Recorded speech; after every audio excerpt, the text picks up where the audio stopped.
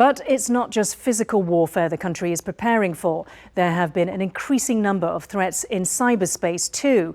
Taiwan's government says it faced some 5 million cyber attacks daily last year, with around half coming from China.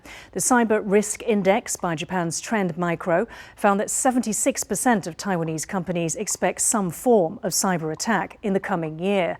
$1.3 million has been earmarked for a new Ministry of Digital Affairs in Taiwan, launching next month. It will be tasked with implementing cybersecurity policies.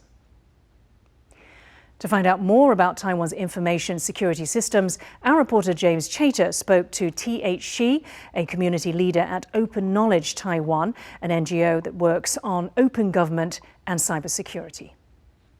What steps have the Taiwanese government taken to protect information systems from Chinese hacking specifically, and do you think it's enough? Well, I would say when you are dealing with Chinese hackers, preparation is never enough. So I would say preparation is not enough, but the government is trying hard to address the problem by, for example, asking the public companies who have a CISO, the Chief Information Security Officer, within their office or corporate. That's a major milestone for protecting information system. How are Taiwanese government communications conducted, and are they secure enough? Well, I think the question can be answered because security is a relative term. So I would say the government is trying hard on this, but there are some risks not being addressed so far.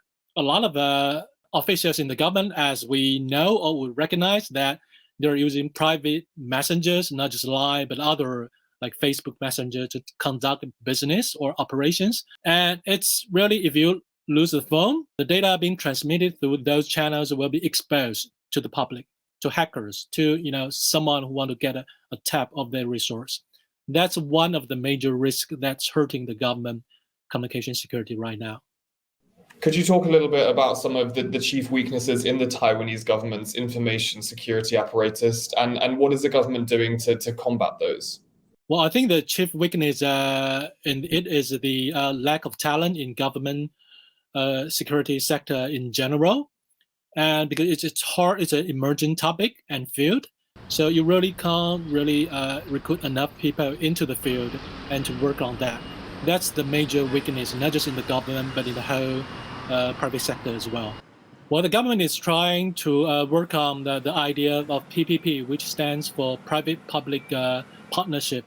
So by inviting private sector to establish a response teams on cybersecurity, the government could be better prepared to share attack information across intergovernment agencies, which in turn would help to alleviate the risk or minimize the risk.